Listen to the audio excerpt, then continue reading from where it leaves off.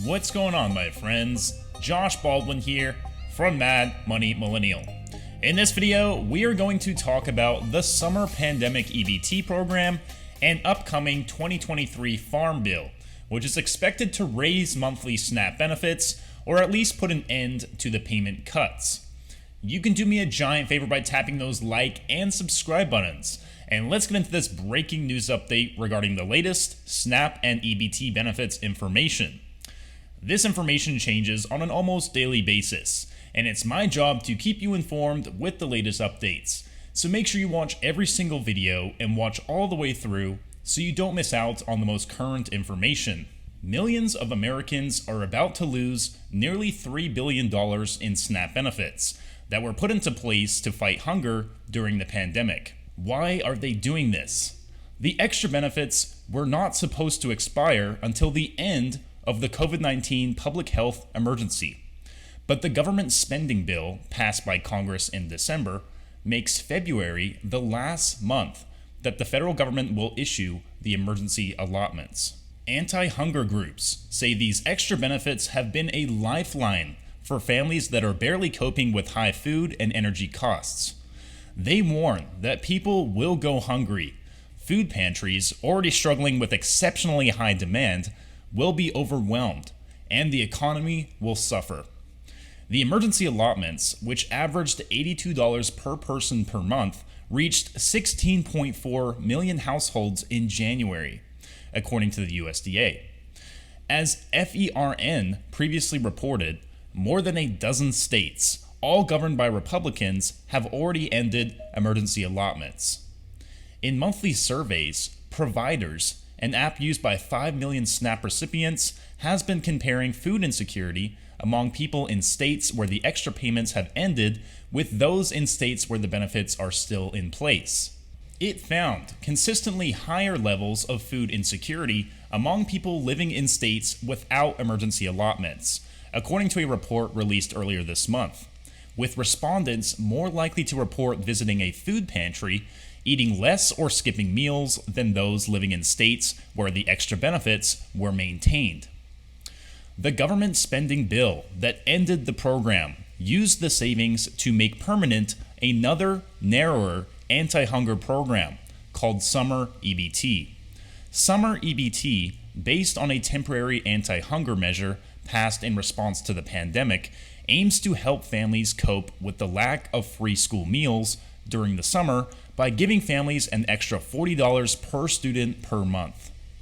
The program is popular among anti-hunger groups, but it doesn't reach nearly as many people as the emergency SNAP allotments. It's not a good trade, said Ellen Vollinger, SNAP director at the Food Research and Action Center. Older people will be especially hard hit by the end of the emergency allotments. The extra money brought most people's SNAP benefits to the maximum for their household size. That took many seniors from $23 per month up to $281 per month. And households that were already getting the maximum benefit got an extra $95 per month. Anti-hunger groups are doing what they can to prepare people who receive SNAP benefits, but I don't believe that they are doing enough. This change is not good, but it's coming and we want to figure out what we can do to try and ameliorate it, said Michael J. Wilson, director of Maryland Hunger Solutions. Community groups are working with SNAP recipients to make sure they're maximizing the benefits they can get by claiming all the deductions for housing, childcare, and utilities they qualify for. But in most cases, claiming those deductions will only result in modest increases to benefits. Many people will still need to turn to food banks and pantries. The problem is that these operations are already overwhelmed with demand. In some places, food banks are serving more people now than they did at the height of the pandemic, and have been plagued by high fuel and food costs and a drop in donations of food and money. Feeding America, a network of more than 200 food banks, is calling for more support from donors, volunteers, and advocates. States and cities can help to make up the gap by giving SNAP recipients extra benefits, anti-hunger groups say. Washington, D.C., New Mexico, and Maryland all provide supplemental monthly benefits on top of what they get through their federal program, and New Jersey will launch a similar program in the coming months. According to Wilson, these supplemental benefits are not just giveaways, they are investments, noting that the extra funds stimulate the local economy and can reduce healthcare spending by making it possible for people to afford better food.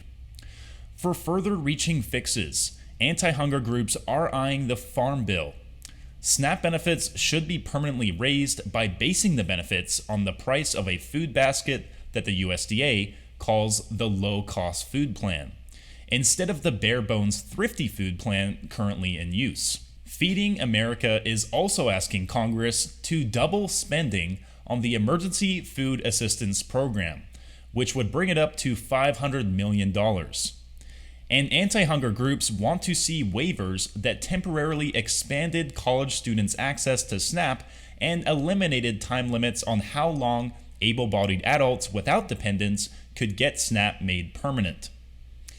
Alright, my Mad Money minions, I hope you found this video helpful. If you did, please leave a like, comment down below any information that you might have about your own state's SNAP benefits, and maybe you can help someone else out.